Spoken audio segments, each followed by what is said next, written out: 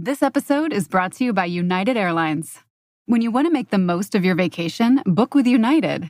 They're an airline that cares about your travels as much as you do. United is transforming the flying experience with Bluetooth connectivity, screens, power at every seat, and bigger overhead bins to help fit everyone's bag. And with their app, you can skip the bag check line, get live updates, and more. Change the way you fly. Book your next trip today at United.com. Money decisions don't have to be either or. With Bank of America, they can be yes and. Like yes to sunny vacations and rainy day funds. Can our digital tools and guidance help you create the future you want? Yes. And help you keep enjoying today, too. Do more with a bank that asks, what would you like the power to do? Explore our tips and more at bankofamerica.com/yes and. In 2007, director David Fincher and star Jake Gyllenhaal gave the world an excruciating examination into the unsolved Zodiac murders. In 2024, we try a new release from one of our favorite brands. The film is Zodiac. The whiskey is Rebel Small Batch Reserve. And we'll review them both. This is the Film and Whiskey Podcast.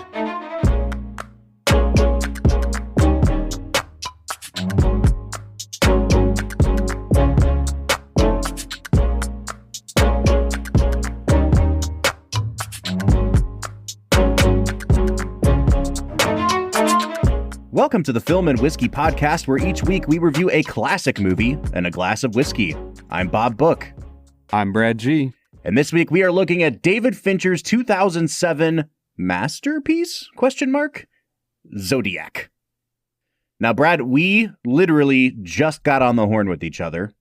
Usually when we start, our pre-recording spiel with each other, catching up on life or whatever, we make vague mention of our general thoughts on the movie or where we might want to take the episode. Sure. No such luck today. We just said, screw it, let's jump on and see what happens.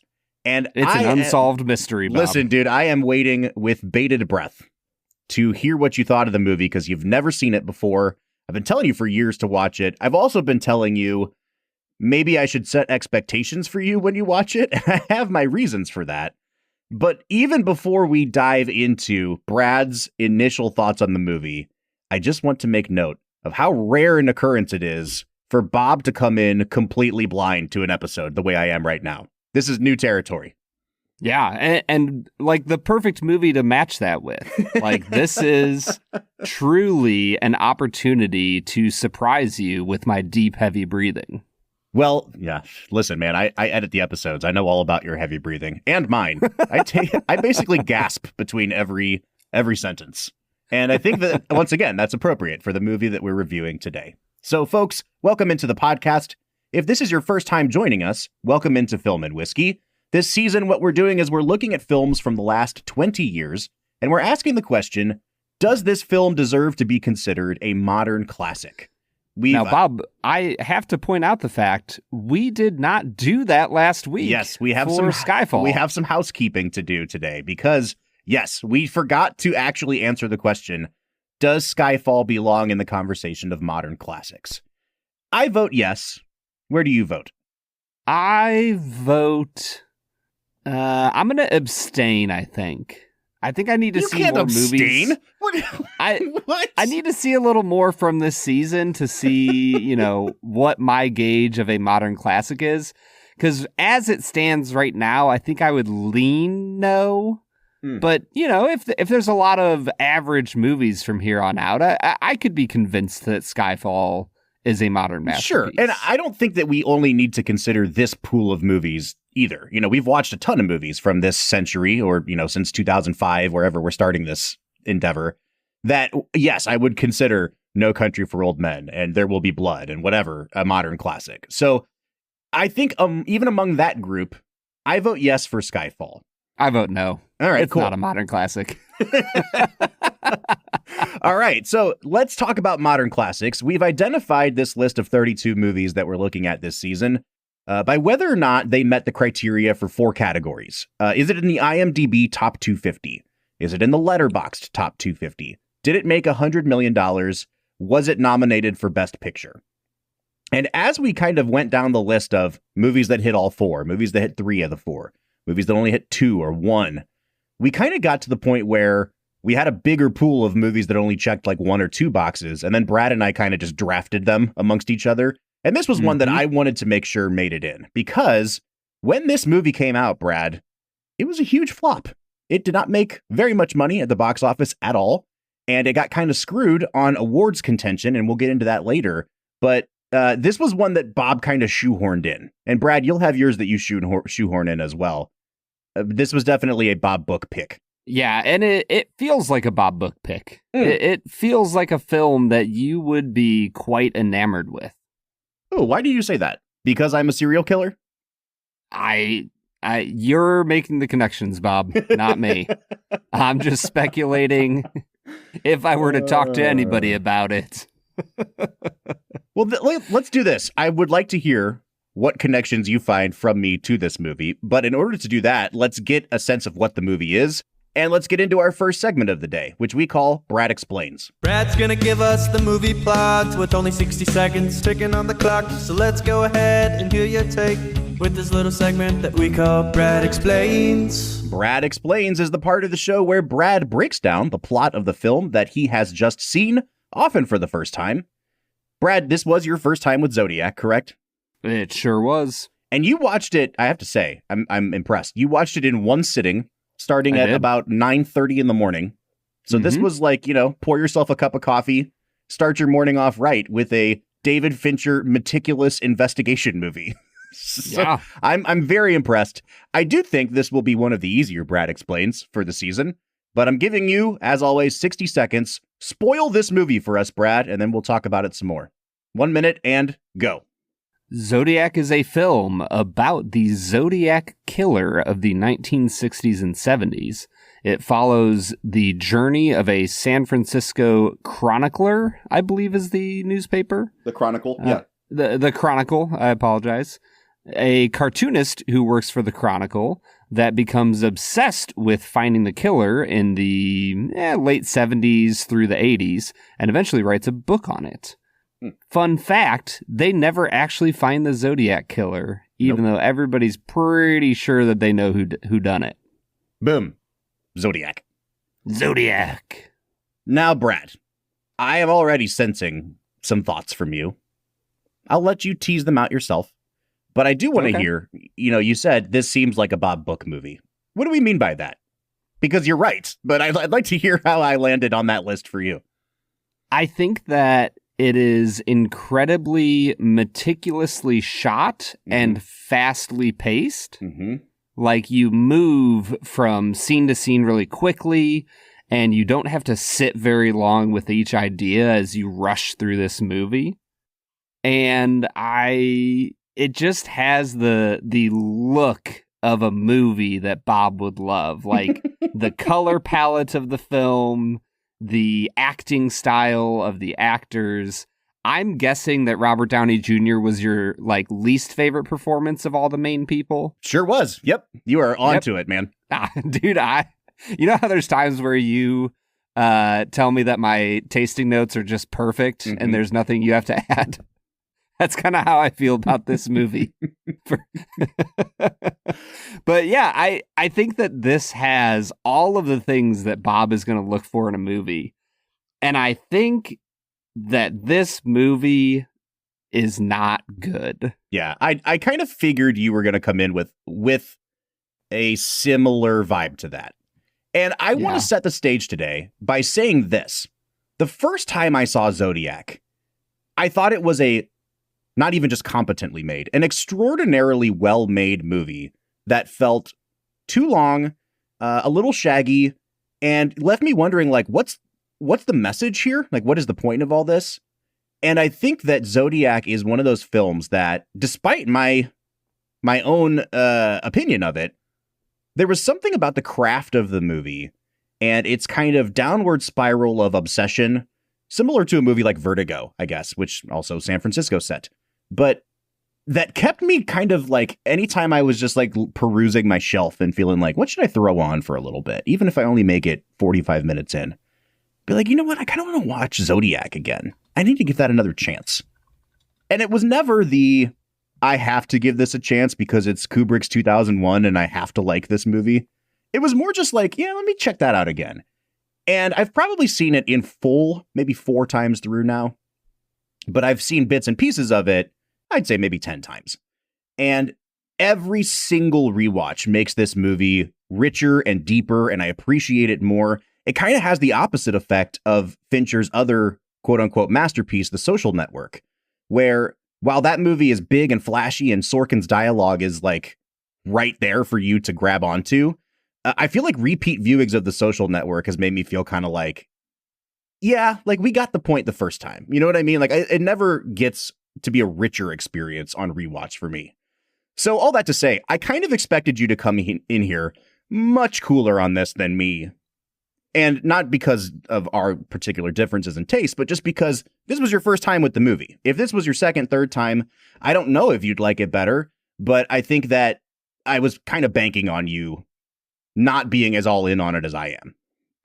Here's the problem, Bob. I've said this a few times about other movies. The problem I have with this movie isn't that I don't like it. It's that I was really bored for 2 hours and 32 minutes, 35 minutes, however long it takes to get to the credits. I never found anything in this movie to actually be compelling. Oh, interesting. And so well made. I think the pacing is really well done, although it gets really tiring after a while to feel this sense of urgency that goes nowhere and ends up being just really boring. So it's kind of this like mixture of, I think that Fincher wanted you to feel the pressure of this case building over the years, but all I felt like was that he was trying to kill me personally with how long the film was. Like I'd die of old age before it was finished. So it's like, yeah, I just was really bored for 2.5 hours. Wow. And then I wasn't. And now I'm here. There you go. All right. Well, you, as always, you are adding just a wealth of analysis to this podcast, man. I'm joking. I'm being facetious. If you're bored, you're bored. I do want to investigate a little bit. Like, why you I was feel going to say, that way. I have my rights. Yeah. You haven't read me my Miranda shining the rights yet. spotlight on you. Where were you on the night of July 4th? So I think to kind of cast a direction for this episode, I identified a couple movies that are like really obvious influences on this film. And then also films that I think were influenced by this movie. But I want to start on the top with All the President's Men, which is one of the most famous newspaper movies ever made. And it's also an investigative, it's about the Watergate scandal and how Bernstein and Woodward cracked that case. And it is just a meticulous recounting of all the leads they had to follow up on. You watch the procedural. It's not a police procedural, but it's a journalistic procedural. And it's a movie that I believe you've never seen, have you? What's the movie called? All the President's Men? I have never heard of that film. Yeah, so this is a big problem because I think it's like, A, it's a classic film, and B, it is kind of like when we watched the movie Spotlight later this year. Spotlight was consistently referred to as like this generation's All the President's Men. And I kind of wish that we had watched both Spotlight and the Denis Villeneuve movie Prisoners before this movie, because those are both kind of procedural dramas. One of them has Jake Gyllenhaal in it. One of them is about working at a newspaper. And I can't wait till we get to those movies so we can kind of call back to Zodiac and start comparing and contrasting. But I think part of the reason that you may have been bored by this movie is that we've never really done a procedural movie on this podcast, especially not set inside of a newsroom. I mean, I think that I guess I don't know if it would count in the exact same way, but I'm curious if you would consider Good Night and Good Luck kind of a procedural newsroom. Yeah, like, maybe a little bit. Yeah, especially in the pacing of it, because that movie had that kind of like, not even slow pace, but just like almost documentary vibe where they're just documenting each step of the process. That's fair. Yeah, and I very much so like that movie. I would also call Vertigo a procedural drama. The way he goes about solving that mystery feels very procedural. Mm-hmm. You know, like he's just kind of walking through a garden, following this lady around. So I think both of those could fit in that category. And fun fact, I think I gave a 10 out of 10 to both of those.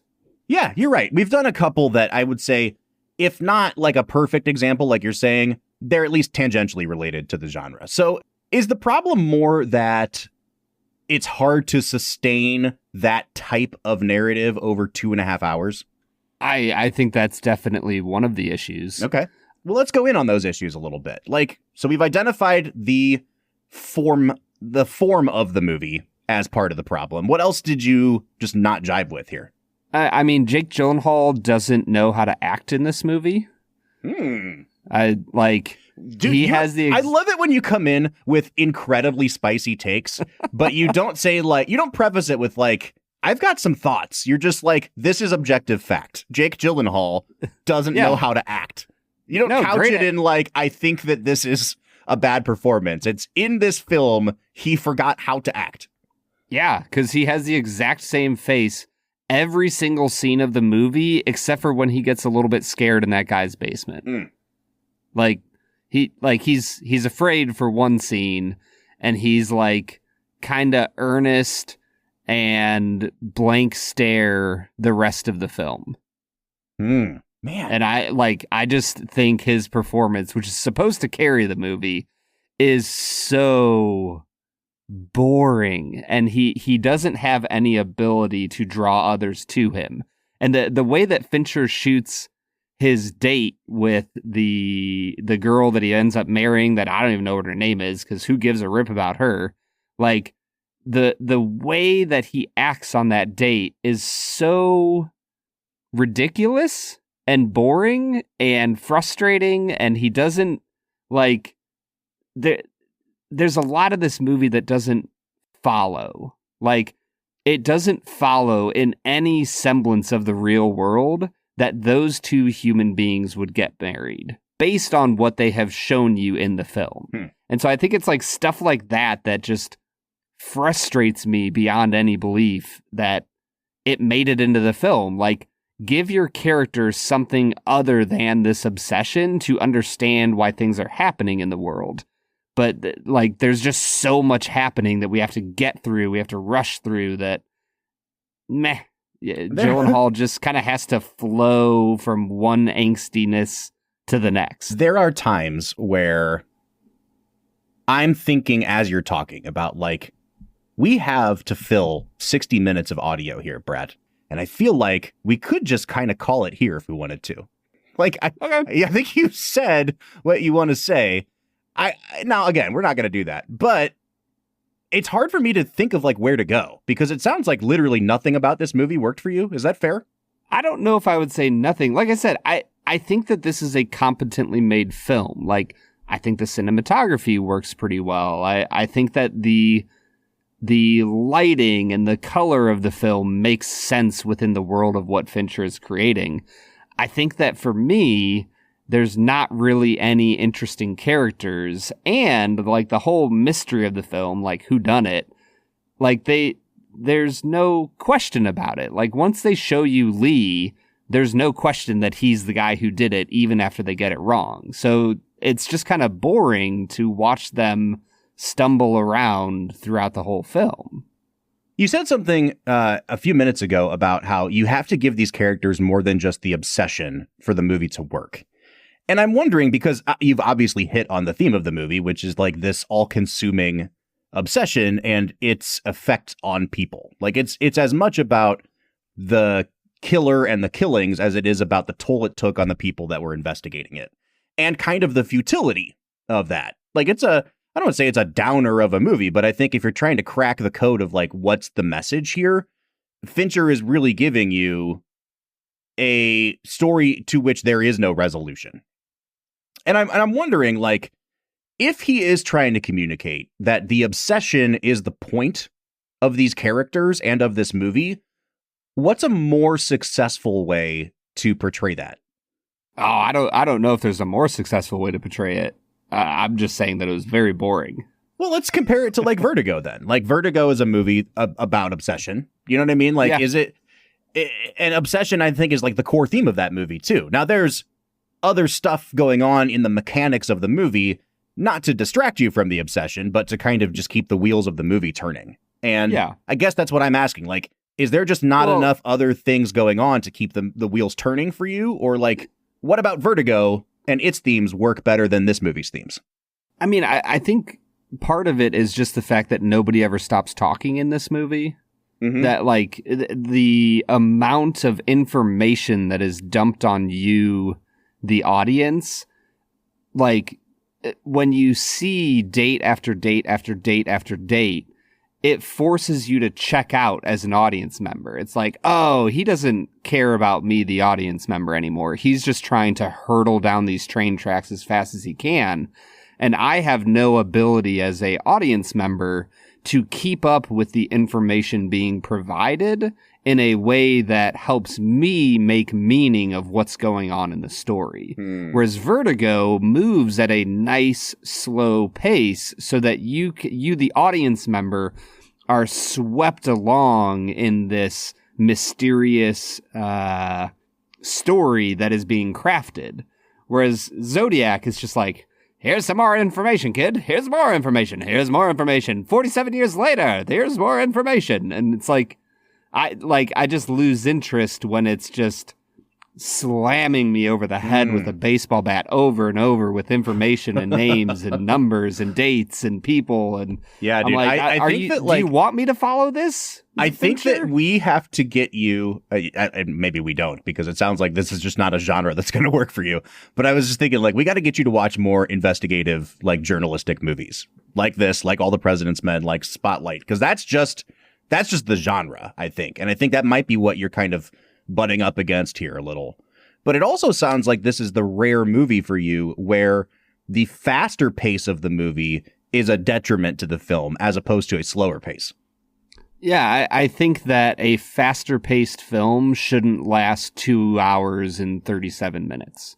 Like, there's no change in the pace either. Like, if I am speaking and I never take a pause and I always speak at this exact thing over and over and over again, and I never stop my cadence, anything, I just keep talking at the same rate, people lose interest. Like, you have to change the pace at which you speak for people to be interested in what you're saying. You go faster at times and slower at times. And Fincher just has this monotone, like, 70% fast. Like, it's not like it's a Terrence Malick film where you're just like, scene, boom, boom, boom, cut. Like, it's not like this film is wildly fast-paced, but the entire movie is like between 65 and 75% fast, and there's no change in the pace. And so, yeah, I'm going to lose interest. Here's the thing, Bob. I came in thinking I would give this like a 7.5. And the more I talk, the more I'm like, oh, no, I really, really didn't like this movie. That's crazy to me, man. Yeah, so I'm going to be under the operative assumption that your reaction to everything in this film was it was bad until you correct me.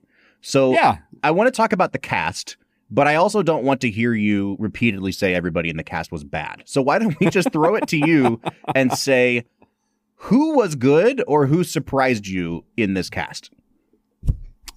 I was okay with Robert Downey Jr. I think he was fine. I think he was himself.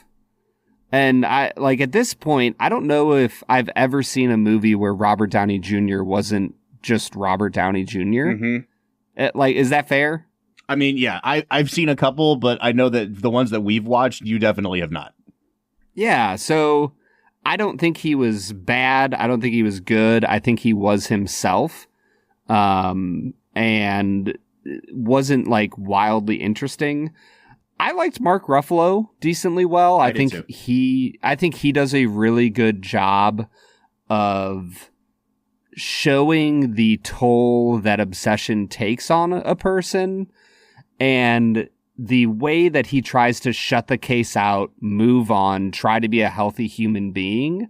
I like that was the only character as written and as portrayed that I thought had like a healthy sense of development and movement. And, you know, he's willing to entertain it, but only to a certain point, you know, in the years that follow the killings, way beyond the originals. Mm-hmm. So, I think that Ruffalo does a really good job of showing how freaking hard it would be to be the police officer. I think the moment when he looks at Gyllenhaal and says, like, you're a cartoonist, I'm a police officer, this is my job. This shouldn't be taking the toll on you that it is on me. Yep. Like, great moment. Yep. I think for me, first of all, I have wanted you to be able to articulate why you didn't like this movie. I freaking love this movie. I think this movie is a absolute yes on the classic scale for me. I think this is Fincher's best movie. Like, I'm just going to put it out there. We don't have to investigate that at all. Like, it's fine. I know we're at odds here. I do feel like I need to say, I think this movie works perfectly. And I think part of the reason it works perfectly is this cast. And it's not just, it's almost like when you look at championship teams in the NBA, very rarely is it just like the Oklahoma City Thunder had Russell Westbrook and James Harden and Kevin Durant at the same time. Yes, they did. But there's a reason they didn't win the championship. Like their bench didn't go deep enough. You know what I mean? And I think on a movie like this, it's all of the supporting players, and not even just supporting players, but like third, fourth tier players. When you have, you know, Anthony Edwards playing Toski's sidekick, and you have Philip Baker Hall playing the guy that analyzes the handwriting, and you have Brian Cox show up for one scene as Melvin Belli, the guy that they're calling in on the air for. It's just like everybody in that zone is guys that I recognize from other movies. And it's like, oh, that's awesome that they came and did one day on a Fincher movie, because it makes everybody in the movie that much better. And for me, I think that the unsung hero of the movie is John Carroll Lynch as Arthur Lee Allen, because we've seen him in other movies, Brad. He's a really good actor. And I can't ever shake him as the Zodiac killer now that I've seen him as the Zodiac killer. He's really creepy in this movie, and he does a really good job. Yeah, I think he does like almost too good of a job, to the point where you know that it's him the entire movie once they show you him.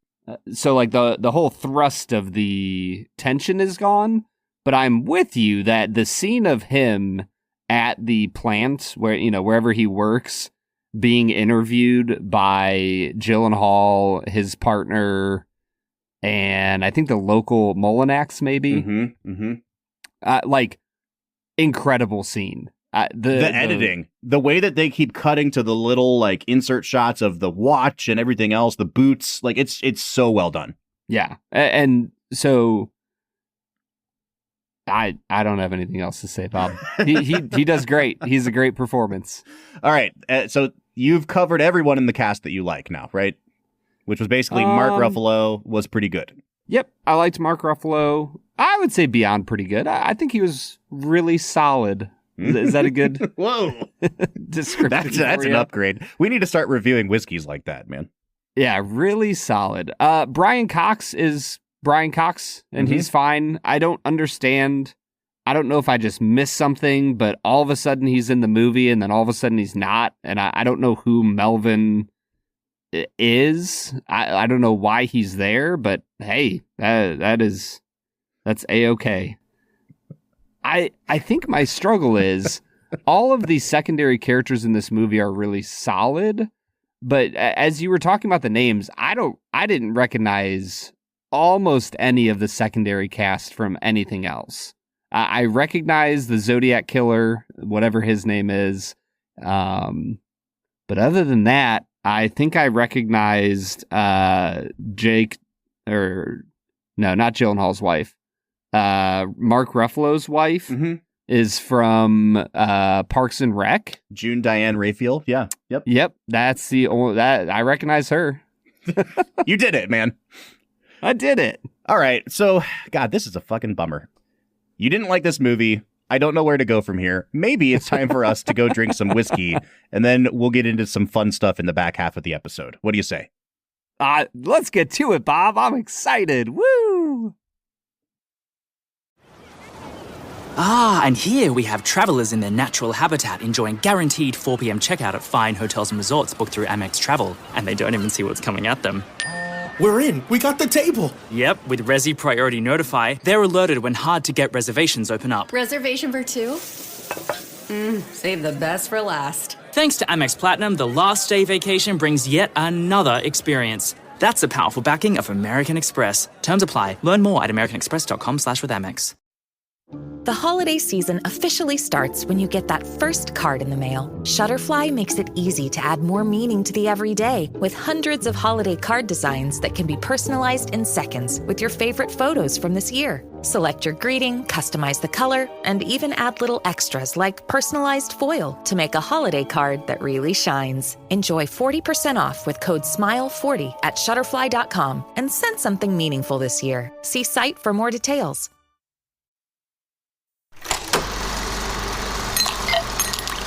All right, so today we are checking out Rebel Small Batch Reserve Bourbon. Now, our history and love for Rebel Bourbon is well documented. Well documented, Bob. Almost as well documented as everything in this film, Brett. Very much so. When they go into Vallejo and he gives him the classic, all of these files. Yeah, right. It's like... but no pens. Yeah, no pens, Bob. No pens, only whiskey. All right, so Small Batch Reserve is the latest release, or one of the latest releases in the Rebel line from Lux Row. We love Lux Row. We love Rebel. They used to source it. They make it in-house now. This is a small batch version that is 110 proof, so it's a slight bump up from the Rebel 100 that Brad and I love very much. MSRP is around $30. You might be charged a little bit more depending on where you live. So this is still kind of in that low mid-range bourbon. Like, I wouldn't call this a budget bourbon anymore, but it's still cheaper than like a bottle of Elijah Craig, which is kind of where I start pricing mid-range bourbons. So very affordable. Brad, I'm very excited to get into it. It's a non-age stated bourbon. We don't know the mash bill. Wink, wink. Let's dive in, man. Yeah, when I got into the nose on this, it had some really nice cherry tart notes. It's a little bit grain forward. And there's a little bit of spiciness here, some cinnamon notes that I thought were interesting. I think it's a decent nose. I'm going to give it a 7.5. Yeah, I'm a little bit lower than you. This was like fine, but I think it's probably right in line with a Rebel 100 in terms of what you're getting on the nose. Pretty simple, but I can't shake the fact that it's $10 more expensive. It had a little bit of peanut butter, and then there was like a slight kind of off dill pickle note, which we've gotten dill on rye before, but this is a wheated bourbon, so you really wouldn't expect to have dill on anything here. It threw me for a loop, and I didn't like it that much. And so I dinged this for that note all the way down to a 7 out of 10. When it comes to the taste, I liked it a lot. It was really viscous, super dark in terms of like the fruit that it was bringing up on my, on my palate. Lots of chocolate notes for me. Definitely not as sweet as other Rebels were. And that, again, it threw me for a loop because we've drank enough Rebel that I can tell what the flavor wheelhouse of Rebel is now. Yeah. This wasn't that. Dark stone fruit, really heavy kind of dark notes. I gave it a 7 again, Brad. Yeah, I'm at a 7.5 on the flavor. I think that the palate has some really nice mixture of like a cinnamony spice with the classic cherry. And you're right. It gets into like a little bit of a cacao, dark chocolate kind of vibe. I'm not crazy about it. I think it's pretty good, though. Mm-hmm. I think the finish drops off a little bit for me. It gets oaky and much more grainy. That grain finally starts to come through a little stronger than I'd like. There's a little bit of a black pepper. The vanilla, there's like hints of vanilla for me, which I didn't get quite as much on the nose and the palate. 7 out of 10 on the finish. I'm at a 7 as well. There's just a little pop of cinnamon. I did get quite a bit of ethanol, and usually the ethanol is present like on the front of the palate or the mid palate. It burned quite a bit, and you could feel the 110 proof here. After that, the notes that were left behind were just really, really dark red wine. And again, I didn't take good enough notes to pinpoint exactly what kind of wine it brought up. You know, whatever kind of wine you associate with the darkest red wine, go for it. So that's where I'm at on this one. It's a 7 out of 10 on the finish. And in terms of overall balance, all I wrote down was it's good, but this is far from my favorite in the Rebel line.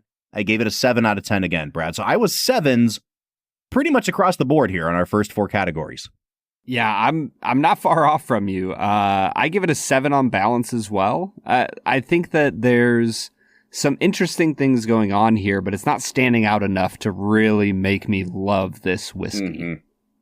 Now, I will say, when you and I first tried this whiskey, which was down at the Kentucky Bourbon Festival about 2 months ago now, we took note that MSRP was $45. And I'm looking online and I don't see it that high anywhere. So I don't know if maybe they're raising the price and it hasn't really taken effect yet. I don't know. At $45, I was like, this is a 7 at best. I will say at $30, this is a much better value than I had originally taken note of. So I'm going to go ahead and up it to, I'll say 7.5 out of 10. I was going to go up to an 8, but I think it's just marginally better than that at a 7.5. Yeah, if you're getting this around the $35 mark, I'll give it a 7.5 as well. Mm-hmm. I think, Bob, I think this might be the first time we've ever had every single score be 7 or 7.5 on a product. I mean, this is like the quintessential average whiskey. See, that's funny because I always think of 7.5 as like I used to look at the movie reviews in the newspaper and they were on a 4-star scale. So 3 stars was okay, like this is worth my while. 2 stars is average. That's 5 out of 10. And like, so I always think like, oh, this is like a 7.5 whiskey. It's the 3-star movie. It's worth the money. It's worth your time. You're not going to regret it, but it's also not going to be like a life-changing, memorable experience. And I kind of think of it that way. I wouldn't call it average. I think it's definitely above average, but it's the 3-star movie of the Rebel lineup. See, your definition of average is off though, because the grading scale you think of is like 99 to 100 is an A and A minus. So I will have you know, I had multiple people contact me after that episode came out and tell me like I was on that scale all the way till high school, or my high school used that scale. Like, once again, Brad G thinks that his life experience is everyone's life experience. Bob, I am 100% sure that the common experience is the 10-point scale. I have so little doubt that has been the reality for most people. Like, whatever the off scale is, I'm telling you, 75 or a 7.5 is an average grade because that's a C. All right, so Brad thinks it's a C whiskey. I think it's like a B whiskey. That's totally fine. What is your actual score? We're arguing about the smallest stuff today.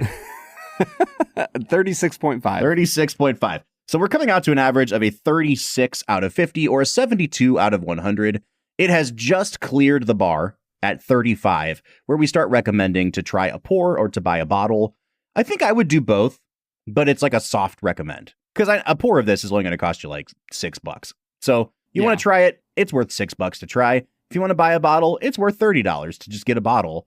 I just don't think that it is as good of a value or maybe as good of a bourbon as Rebel 100. I think I'd agree with that. Mm-hmm. The Rebel 100 still stands out. I might call it a better whiskey. Well, there you go. All right, folks. So it's a soft recommend on Rebel Small Batch. It is a firm recommendation, once again, on Rebel 100. Go find it. Go buy it. Rebel, we love you. We're going to try some more of your product again next week. Brad, what do you say we get back into this love fest we have going on today with the movie Zodiac? Let's get to it. At Sierra, discover top workout gear at incredible prices, which might lead to another discovery. Your headphones haven't been connected this whole time. Awkward. Discover top brands at unexpectedly low prices. Sierra, let's get moving.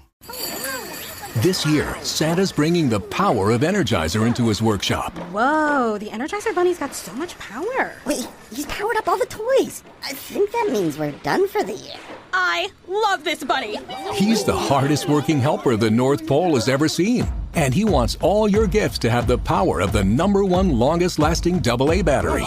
So this holiday season, stock up on Santa's and the elves' favorite battery, Energizer Ultimate Lithium. All right, everybody, that was Rebel Small Batch, a whiskey that we were in agreement on that it's decidedly decent. Mm-hmm. And we're basically in agreement that Two Facts and a Falsehood is the greatest segment that any podcast has ever come up with. Woohoo! Brad is gonna try to stump you, Bob. 2 are right and 1 is wrong. 2 facts and a falsehood. 2 Facts and a Falsehood is the part of the show where Brad presents me with 3 items as fact about the making of this movie, one of which is a complete lie. Brad, I'm excited to see what you came up with today. I did do more research than normal today because I wanted to talk about all the cool things I like about this movie. I realized very quickly I will get to mention very little of them, but hopefully it will come in handy at 2 Facts and a Falsehood. I am riding a 1-game win streak, but I think I'm 6-1 overall on the season. So let's see how I do today, Brad. Hit me with those 2 facts and a falsehood. Fact number 1. In one of the Zodiac's letters, he muses on who would portray him in a film about him. In this film, he is portrayed by 3 separate actors, and in any shot featuring the Zodiac, the actors' faces are always out of focus or obscured. Partially so that the Zodiac killer himself would not be portrayed by a visible or famous actor. Mm-hmm. Fact number 2, Jake Gyllenhaal grew up with a fascination of the Zodiac killings as his parents lived in California when they occurred and had told their children all about it when the book came out in 1989. Fact number 3, the shooting script for the film was 200 pages long, and in order to prevent any problems with a length that such a long script might cause, director David Fincher decided to ask his cast members to speak faster. Okay, I think number 1 is true, just because I looked at the cast list and there's one actor is listed as Zodiac 1 and 2. One is listed as Zodiac 3 and one is listed as Zodiac 4 or something like that. So I think that's true. They wanted it to be kind of this, everyone reminded you of each other, but you could project those rememberings onto somebody like a John Carroll Lynch later in the movie. Mm-hmm. So I think 1 is true. 2 sounds true to me as well. I'm gravitating towards 3 because I know that Fincher had final cut on this movie. And this might be a good place to really briefly mention this, Brad. This movie was intended to be released at the end of 2006 for Oscar consideration. Fincher turned in a cut of the movie that was 3 hours and 8 minutes long. Jeez. And then Paramount was like, you got to cut it down. But he had final cut. And so he said, okay, it's probably too long. Let me cut some stuff out. He landed at 2 hours and 40-ish minutes and then said, that's it. I'm not making another cut. Put it out. And Paramount was like, cool, we'll dump it in February or whatever. So it got no love from Paramount, partially resulting in the fact that it didn't do very well at the box office. And so anyway, all that to say, I'm gravitating towards 3 as the falsehood. Now, he may have told his actors to speak longer or to speak faster, but I also don't think he cared that much about the length of the movie because he turned in a 3-hour cut. So my gut says number 3. I may be wrong, but I'm going to roll with it, Brad. Number 3 is the falsehood. Bob, number 3 is not the falsehood. Ooh, wow. Number 2 was our falsehood today. Okay. Is there any smidgen of truth in number 2? I 100% made that up. Nice, dude. Yeah. Yeah, you got me. Did. I guess I don't know if this is true or not. I looked up where Jake Gyllenhaal is from, and seeing that he was from Los Angeles, California, I assumed that his parents lived there in the 60s and 70s since his dad is a screenwriter.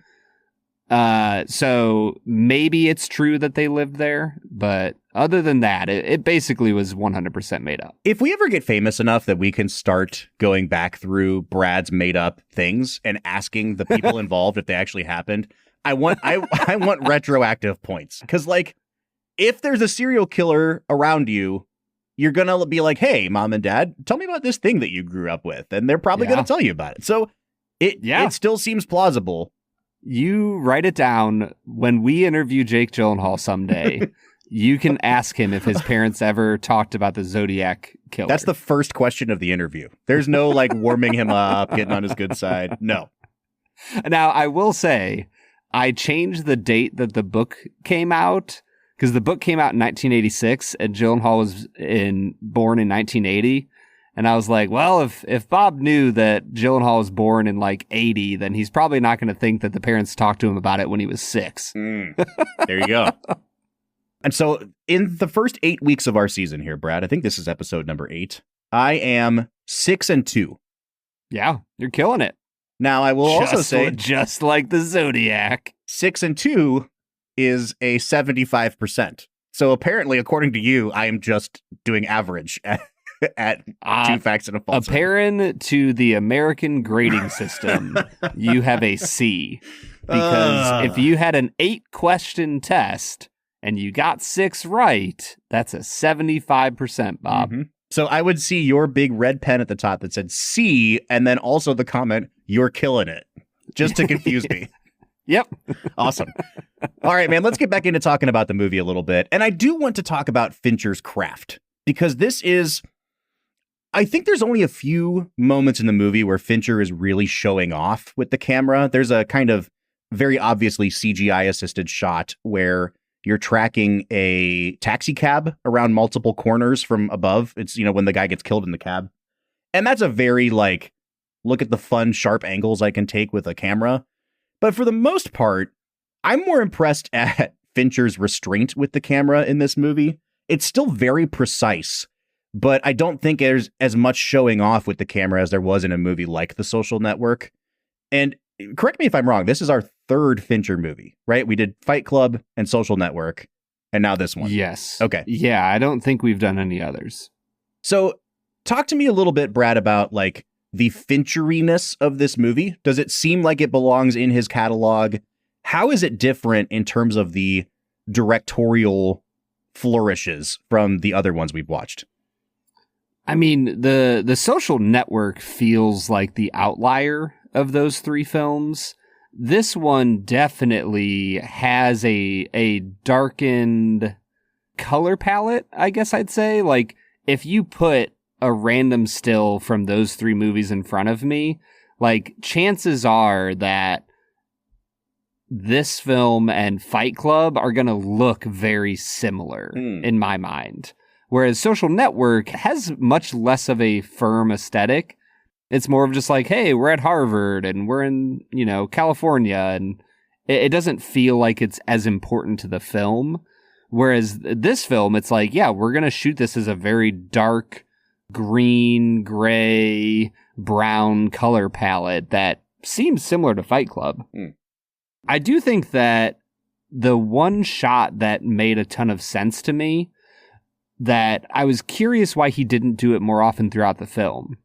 Because most of the movie, he just puts up a new date at the bottom of the screen, and that's the new date. We've moved forward. And sometimes he says, 4 years later, 3 months later, 2 days later. The best way of communicating that was when he did the shot of the building, the skyscraper being constructed. The time-lapse shot, yep. Incredible. It's like, oh, I know in general how long it would take to do that. It's probably a year or 2 later. That's incredible. I loved that shot. Very much so didn't like the computer-assisted taxi cab shot. It looked very fake to me. Yeah. Well, that's also a function of this being 17 years old now, which is crazy because I think that this movie didn't start catching on with the audience that does appreciate it until a few years after the fact, because it wasn't like it got nominated for 0 Academy Awards, which to me is wild. To you is probably like, yes, you are justified, Academy. Makes a lot of sense. This is a very stacked year for movies. We've talked about 2007 as potentially the best year in the 21st century for movies. So it gets shut out of the Oscars and it didn't make any money. And I think people slowly started to reclaim it. And so for me, I think about Zodiac and I'm like, oh yeah, that movie's from like 2011, 2012, 2015. I just think of it as a more recent movie. And it's getting close to its 20th anniversary here in a couple years. So there are certain things about the film that I'm like, oh yeah, like I can tell where Fincher used some CGI fireworks on 4th of July or whatever it might be. And they look a little cheesy now. So I have to agree with that. I wanted to talk about the Fincheriness of the movie, though, because just a couple weeks ago, we watched Parasite, a movie that I made mention of and said Bong Joon-ho is doing a David Fincher impression in terms of like the way he's using the camera in this movie, the way that it's like always mounted on a tripod, that there's a lot of like pans and they're very precise movements of the camera. Now that you've like watched Zodiac as just a general Fincher refresher, do you see it in Parasite? I don't know if I do. Partially because there's 2 hours and 37 minutes worth of camera shots that I don't know if I can pinpoint any specific way that he used the camera. Whereas like, to me, Parasite stands out as one of the best uses of a camera that I've ever seen in a movie. Like, it's so impersonal and it gives you such a detached view of what's going on. I just don't know if I've seen that done in many other films. And I certainly wouldn't say that that's true about Fincher here. Looking back as best as I can through the movie, I can't think of anything about this film that makes the camera work stand out to me. And I'm not saying that like negatively, like there's nothing negative about the camera work. I don't know if there's also anything that makes me go, wow, what an incredible film to study camera work on. The more I watched this movie, the more I kind of kicked myself that we placed it so early in the season. And we kind of put it around Halloween time. And we got pushed back a couple weeks. So like now it's our Thanksgiving movie, I guess, Brett.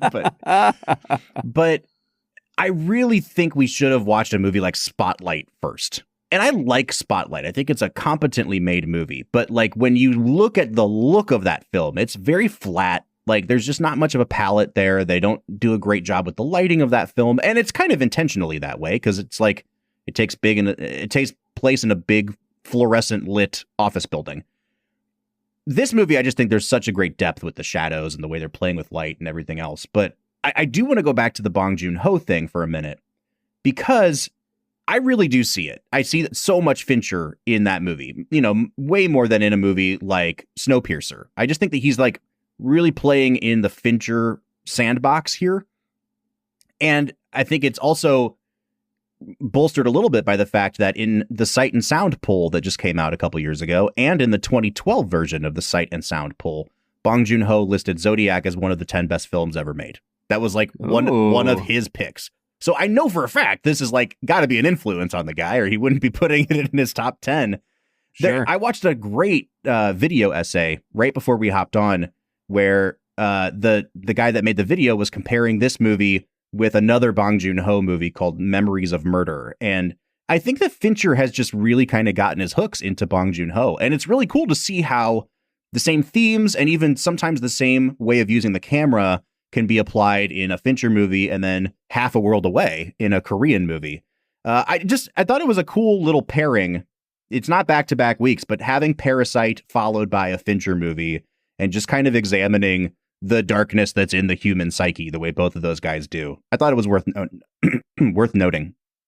I was going to say, do you think that is like Fincher's legacy as a filmmaker? Is that he's just a really dark director? Mm-hmm.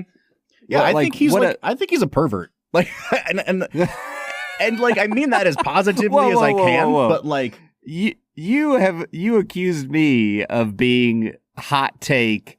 I think that Jake Gyllenhaal isn't a good actor in this film, and then you just come out and call David Fincher a pervert. I think that he really likes.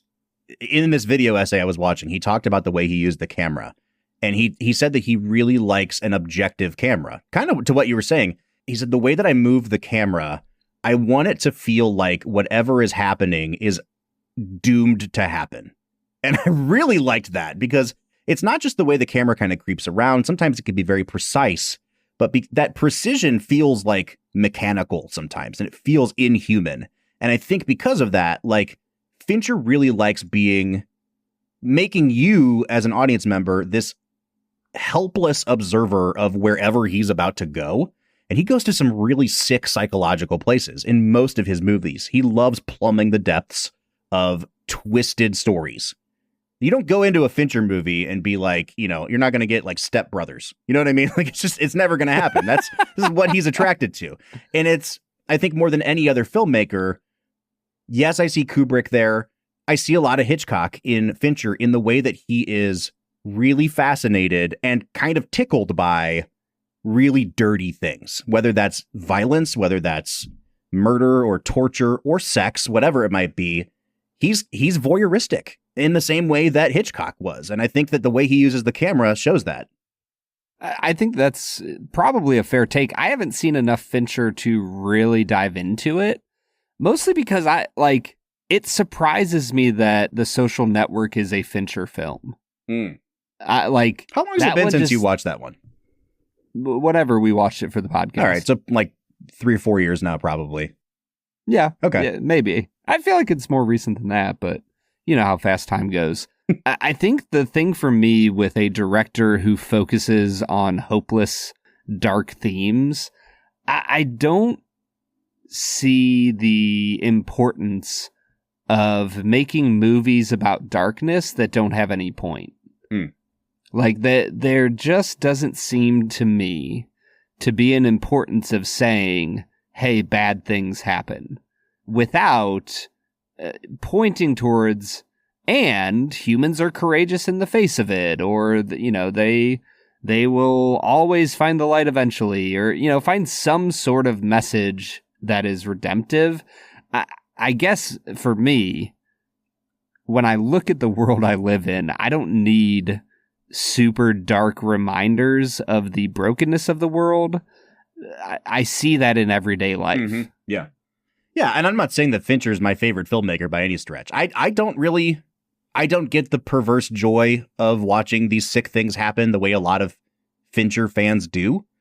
And it's kind of my beef. We talked about this before with the Coen brothers too. Like early Coens, they'll make a movie about like the weird, chaotic nature of life. You know, like a movie that you hated, like Raising Arizona, is still like a lighthearted examination of like the weird way chaos happens. Or Oh Brother, Where Art Thou? You know, they take a turn in the mid 2000s, and now it's just like nothing has a point. Everything's nihilistic, and their response to it is kind of just a shrug into the wind. Fincher's not really a shrug guy as much as he's just like, the world is fucked up. Check this out. You know what I mean? Yeah. And I don't like either one of those things. I appreciate Fincher's craft, and I like this movie more than most other Fincher movies because I don't feel him like, you know, getting his rocks off portraying stuff in this movie. I think it's more just like it's a movie about what dedication looks like and what precision is, and how your efforts might be futile in a world that doesn't care. And like, I think it's more affecting for me than a lot of his other stuff. Yeah, and it kind of ends in a place where we all know who the killer is without knowing who the killer is. Mm-hmm. And I think that the fact that he had to follow real life events kind of gives it a light that he might not have in a lot of his other films. Mm-hmm. Mm-hmm. I think it's a good place for us to get into our last segment of the day, Brad, and it's a segment that we call Let's Make It a Double, presented by Blackwood Distilling Co. We're near the end of the episode, so thanks for listening to the Film and Whiskey Show. Let's pair another film with this one, even if it's a struggle. It's our final segment of the day, now let's make it a double. Let's Make It a Double is the part of the show where we pick a movie to pair up with this one to make the perfect double feature. Brad, I'll let you go first, man. I'm interested to see if you're going to try to pair this with something that you like better, or if you're just going to roll with, let's just make it a double of two movies I don't like. I would say I could go with the Mark Ruffalo of it all and go with Eternal Sunshine. There you go. But I'm not going to do that. I am going to pair it with a movie I did like a lot that is also a procedural drama that I think freaking knocks it out of the park. I'm going to go with 1991's The Silence of the Lambs. The further we've gotten from watching that movie, the more I am very comfortable in thinking that that is a good, not great movie, and equally surprised at how much that movie has affected you. Like, one of your very first Blu-ray purchases, a movie that you've mentioned many times. And have you returned to it since watching it, Brad? I haven't. It's been on my list of like, there's like maybe 10 to 15 movies from the podcast history that the vault that we have accumulated that I really want to get back to, but I have not found the time yet. I'm trying to decide what I want to pair this with. I think All the President's Men is a good journalistic movie to pair it with. I think you could look at a movie. I've brought up JFK a couple times. I think that was also an influence in terms of every movie where a character amasses a lot of information and then reveals it all in one big explosive scene at the end takes its cues from JFK. So you could do that. I think I will pair it with Spotlight, which we're getting to later this season. And I now have a mission of like half that episode is going to be how is this better or worse than Zodiac, Brad, when we get to that. So we will be making it a double, a very long double, but we'll get to that later in the season. So for Brad, it is Silence of the Lambs. For me, it is Spotlight. And that was brought to you by Blackwood Distilling Co. No matter what movie you pick to pair up with this, you can always make it a double with Blackwood Distilling Company. If you go to bourbonoutfitters.com/filmwhiskey, that's bourbonoutfitters.com/filmwhiskey, and buy a bottle of Blackwood, you get 5% off, which is a fantastic deal, Brad, because Blackwood's a luxury whiskey. It is worth every single dollar, but you'll get 5% off with our code FILMWHISKEY with an E at checkout. Brad, let's get into some final scores here. I'll just, without much comment, I don't think it's a 10. I do think it's a 9.5. It's my favorite Fincher movie. I think it's a freaking classic. 9.5 out of 10 for me. Oh, man. You and The Last Jedi and 9.5s. It is forever tarnished, Bob. Forever tarnished. I think that I walked away from this movie thinking, boring, well made, 7 out of 10. I've talked myself down, Bob. I think this is a 6.5. Wow. Well, that lands us at an average of an 8 out of 10, which is kind of exactly where this lands on Letterboxd. It's at a 4.0 out of 5. So 8 out of 10, still a very good average for a movie. It sounds like this is a decisive no for you on the classics thing. Yeah, no, this is not even close. Maybe the furthest from being a modern classic. I was going to say, this is your lowest score of the season so far. Yeah. So is this a worse movie than Ford v. Ferrari and The Help? Yes. That's crazy. You are wrong. That's all there is to it, man. All right, so it's an 8 from us, but we want to know what you think. You can find us on any one of our social media channels. Who is right and who is wrong here? Tell us on Facebook, Twitter, Instagram, TikTok, or YouTube at Film Whiskey. Or join the conversation on our Discord server. You can find a link to our server at the end of every single one of our show notes. Next week, we are changing up our programming just a little bit. As you know, each year we do a special Thanksgiving episode called Hanksgiving. Instead of releasing that episode on Thanksgiving, we're going to put it out on Tuesday like a regular episode. So we'll be doing our Hanksgiving episode on his 2013, I think, modern classic, Captain Phillips. And Brad gets to look at me and say, I'm the captain now. I say, you're already declaring it a modern classic. I think so. It's one of his best performances of the century, for sure. Okay. Well, I'm really excited to get into it, Bob. Is that a first-time watch for you? It is. Wow. Okay. So join us next week for Captain Phillips. But until then, I'm Bob Book. I'm Brad G. And we'll see you next time.